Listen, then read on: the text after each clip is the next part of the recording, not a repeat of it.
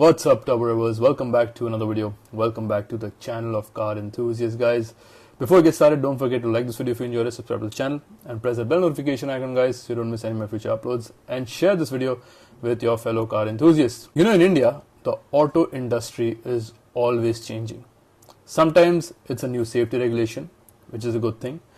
Sometimes it's changes in taxes, which suddenly makes a car you were eyeing unaffordable. And sometimes it's something much quieter, something that doesn't make headlines every day but still affects every driver in the country. That something is happening right now, guys, and most people don't even realize it until mileage drops, their engine starts feeling off, or the repair bills start climbing. It's in the very thing your car runs on, the petrol, or more specifically what's inside the petrol now. If you've noticed that your car's mileage has gone down recently, or you've been hearing about E10, E20 and ethanol blends but never bothered to dig deeper, this is the time to pay attention, because what's being pumped into your fuel tank today, it's not the same petrol you've been using for years, and it could decide how long your car lasts, how much you spend on your fuel, and even whether your insurance company will pay out in case of engine damage or not.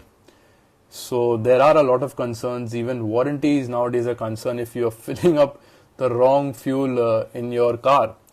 But ethanol is not the only big shift in India's auto story right now. Let's take a step back, look at the bigger picture. Let's talk about everything, pros and cons, whatever we can cover, whatever research that I have done, because as a car owner, I also own two petrol cars. One of them is E5 E10 compatible, which is my Skoda Rapid, and the other is my Slavia.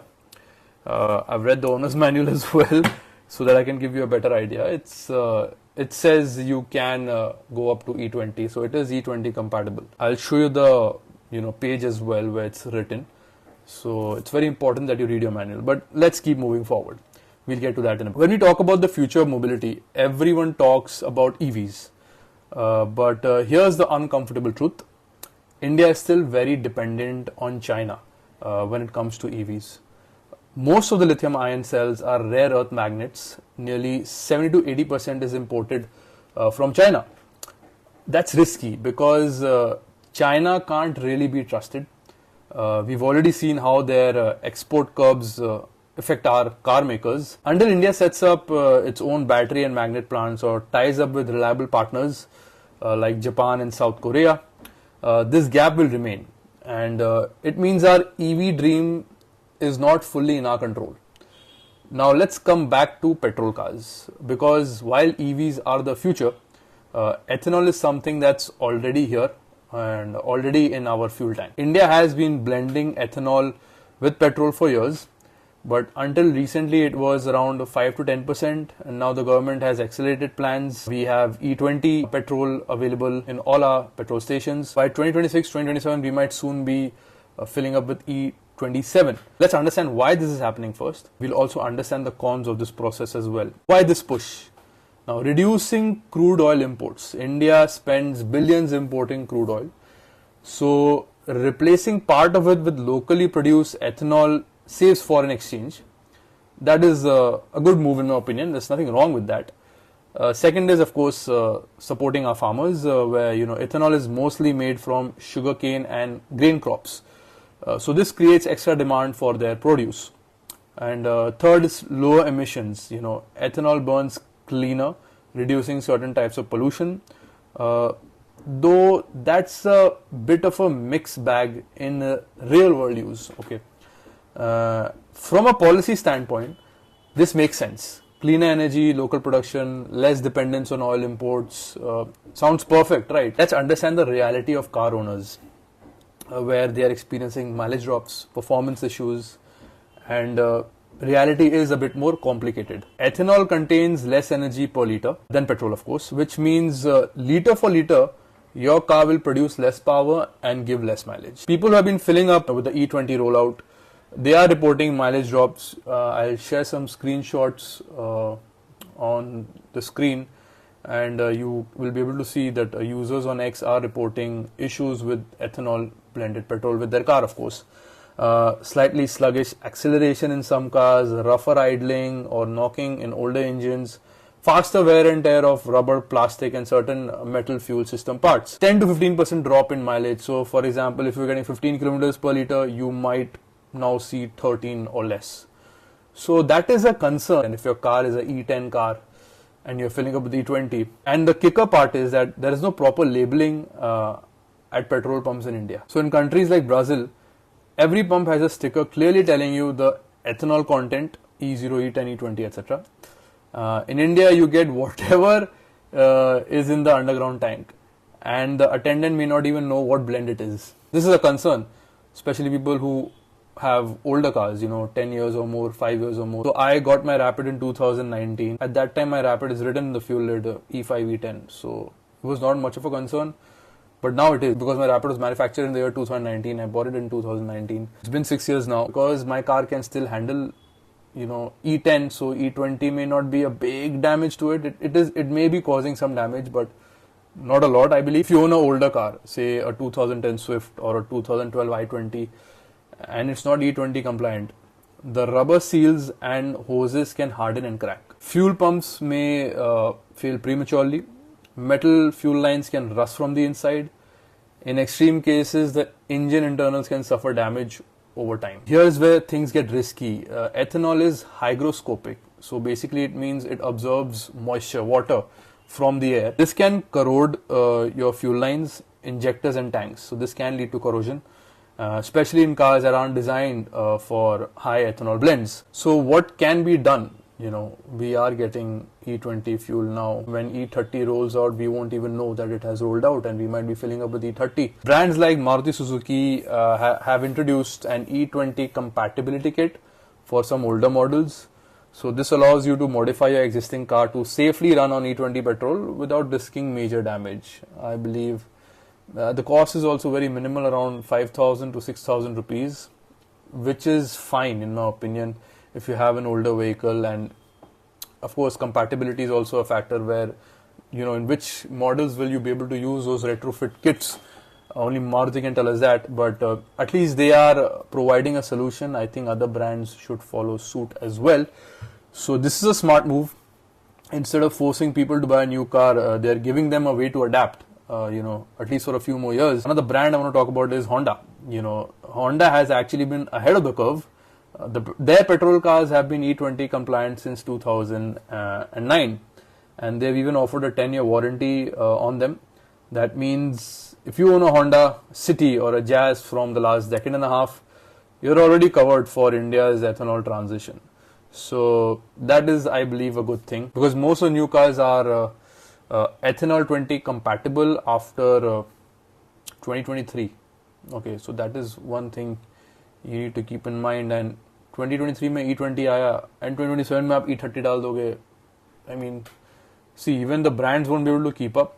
Costs will increase, and the sales of the cars, petrol cars, will go down, given the situation that we are in right now. Because if your car gets damaged, you will not consider buying a high-end vehicle. Transparency is not there. So that is one thing which may bring some hesitation in new car buyers. At least that's what I think. So yeah, as Maruti and Honda are doing, they're doing a fantastic job. Car is a big thing in a country like India. You buy it with a lot of love, effort, a lot of money you invest, and you just don't change it like that. Some people like keeping their cars for 15 years, 20 years if they're well maintained. So it's something the government needs to work on. That transparency needs to be there, because cars are expensive in India. You already pay a lot of tax while buying the car, and 10 lakh की गाड़ी में 5 lakh tax आप देते हो. 5 lakhs you'll pay tax to the government, GST, cess, road tax, and then it just, if after 2-3 years it turns into a dump, you say bhai 15 lakh मेरे गए कहाँ. So that's one thing that needs to be worked on. The government needs to be a bit more active, proactive, and make their citizens aware that what is going in your car, because you're paying money, you're not getting it for free. Let's understand the main difference here first. E20 compliant car and E20 compatible car. These are two different things. We need to read between the lines here. So now what is the E20 compliant car? This means that the car was originally designed and tested by the manufacturer to run safely on E20 fuel from day one. All the materials in the fuel system, seals, hoses, injectors are ethanol resistant. The engine ECU software is calibrated for ethanol blends up to 20%. So this is what an E20 compliant car means. Warranty is valid with E20 petrol. So for example, Honda cars after 2009, newer VW models after 2023, or any other brand, Hyundai, Tata, Mahindra, after 2023 April, they all E20 compliant as they are supposed to be now. So this is an E20 compliant vehicle. Now E20 compatible car, what is the difference here? This means that the car wasn't originally built for E20, but it can be made to handle it with some modifications or kits which Maruti is offering for their older models to their customers. So the hardware might need upgraded parts, fuel line, seals, fuel pump. It's more of an adoption than a design. Warranty may be limited or conditional. So older Maruti cars with retrofit kits, some models where manufacturers provide an upgrade path, as I was saying earlier. So this is all about older cars who get an upgrade, a retrofit kit, so that they can be at least E20 compatible for the next few years. So compliance basically built for it, factory ready, full warranty, and compatibility can be adjusted for it, but not originally designed for it. So if you are going for a new car, keep in mind there are older stocks as well, which the dealership they try to push because वो बिका नहीं है. तो older stock अगर 2022 का आपको गाड़ी दे दे, and that's not E20 compatible. So if you plan on buying a car, make sure it's manufactured after 2023 April. Make sure the sales executive clearly tells you that your car will be E20 compatible. When you go for the PDI and everything, open the fuel lid, see the compatibility score there. You'll see E5, E10, E20. So that is very important for you to check if you are planning on buying a new car, especially a petrol car. Even diesel is not safe. They might start blending in that as well. So we don't know. See, I'm not trying to demotivate you here. A lot of money we invest in cars. Thankfully, thank God, Slavia is E20. At least for now, मेरा compatible है, but आगे क्या होगा देखा जाएगा. Anyway, so this is the difference between compliance and compatibility. Now let's understand the insurance warning. ACO, I don't know if you all are aware. I'm sure everyone's aware, but I'm still going to mention this. For example, like ACO clearly states that if your car is damaged due to using the wrong or incomplete fuel, they can reject your claim under gross negligence. So यहाँ पे भी एक फटका मार दिया हमको कि अगर आपकी गाड़ी E20 compatible नहीं है, and you're filling E20 fuel, which you have no choice because you don't know what you're filling in your car because there's no labeling, nothing. Even the staff over there, the petrol station manager, was not aware which blend of fuel is going in your car.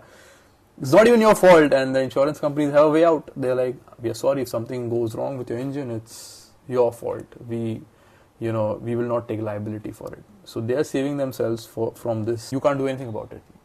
And so it's basically up to us to find out where we get E10 fuel if we have older cars, so that we can keep our insurance at least safe. Again, that is not the right thing to do. The government should just give us a choice: E0, E5, E10, E20, because we can't just discard older cars like that, right? That choice you're not giving. You want to implement something, there needs to be a system. Where is the system? So imagine this: you own a 2015 petrol car that's not E20 ready. You fill up at your usual petrol pump, unknowingly getting E20 fuel. Few months later, your pump fails or your engine develops serious damage. You file a claim, but the insurer says, sorry, this was due to incompatible fuel, not covered. That's a massive out-of-pocket expense. But fret not. It's not that you have to be, नहीं लेना है, कुछ नहीं, ऐसा भी नहीं है. So if you're in the market for a petrol car under 10 lakhs, I think that is a good way to go. Don't go for a high-end petrol car at least. So if you're going for something under 10 lakhs, here's my take. Buy E20 ready cars only. Check the manufacturer's official spec sheet, owner's manual. Avoid high-end petrol cars at all costs, unless you're sure they are ethanol ready. Repairs will be very expensive. And if you have an older car you love, ask the dealer or manufacturer about retrofit kit. This is especially for the common man who owns an who owns an older car, not everyone can just go buy a new car, right? So this, I'm happy that the auto reviewers, the auto communities, a lot of them are raising their voice, and they are, it's actually reaching the government, and I'm sure enough of us, if we raise our voices, we will see, we will see a change. I'm sure about that. Power of the people, guys. I'm trying to get you aware. So my job here, when I started my YouTube channel, is not about just doing some walkarounds and showing you how the car feels to drive and everything. It involves each and every factor, each and every aspect of a vehicle, from driving to what runs your car and how it's going to be in future. So I want to cover each and every aspect for you guys, maintain honesty and transparency. That trust I want to build with you guys. Okay, so it shouldn't be like bus walkarounds and drive reviews.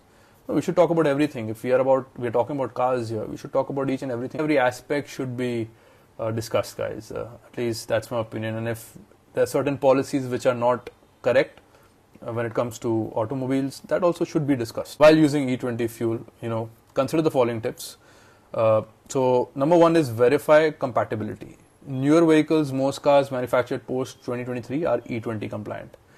Check your owner's manual or consult with the manufacturer, which already I've stated earlier. Older vehicles, if your car is older, especially pre-2010 models, consult with your dealer about retrofitting options. Okay. Number two, regular maintenance. Fuel system inspection. Regularly check fuel lines, seals and hoses for signs of wear or corrosion. Number three would be monitor your fuel economy. Very important, guys. Keep track of your mileage. A slight decrease is normal, but significant drops may indicate issues that need attention. Next, choose reputable fuel stations. Opt for well-known fuel stations in your city, in your area, that are more likely to have accurate ethanol blending and proper storage practices. And number five, stay informed. Keep abreast of government notifications and manufacturer advisories regarding fuel compatibility and recommended practices, guys. So yeah, all these things we have to do it ourselves. No one is going to do it for us. So these points you need to keep in mind, so that at least you can keep your car running smoothly. You don't suffer any major damage or anything like that.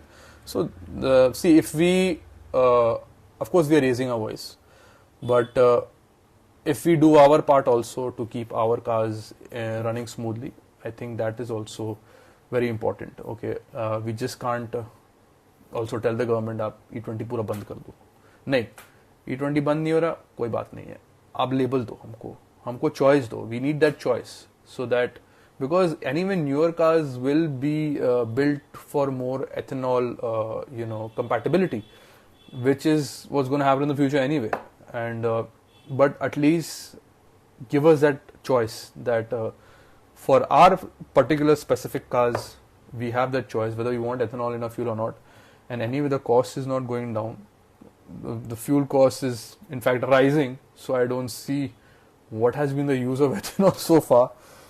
So at least give us the choice. I've also done my own research. You must be noticing that I'm reading from a screen, yes, because there's a lot to discuss here, and I just wanted to be raw, honest, have a conversation with you guys. So if the video is slightly longer, don't mind. It is just that I want to give you as much information and my opinion as well, as to how I feel about this. Let's conclude now. Let's give our final thoughts as to about what's going on. So now see, for the country's environment, the government is thinking about that, and I completely understand. You should think about the environment. The rollout, that the way it is happening is without customer awareness and infrastructure. That is one thing. Next thing is there's no clear fuel label, no nationwide retrofit programs, and now insurance clauses that can hurt unsuspecting car owners. This whole ethanol push is a big step for India, but right now it feels like customers are being kept in the dark. That's completely being honest with you guys. Unless the rest of the industry and the government step up with transparency, it is going to be the common man, who pays the price, the common car owner. So next time you fill up, remember what's inside your petrol is changing. The question is your car ready for it? So this is a big question. And until these gaps are fixed, your best defense is knowledge. Know your car's ethanol compatibility, monitor your mileage, performance after filling up, keep records in case you need to prove your fuel related issues for warranty or insurance. Change is coming, guys, whether we like it or not.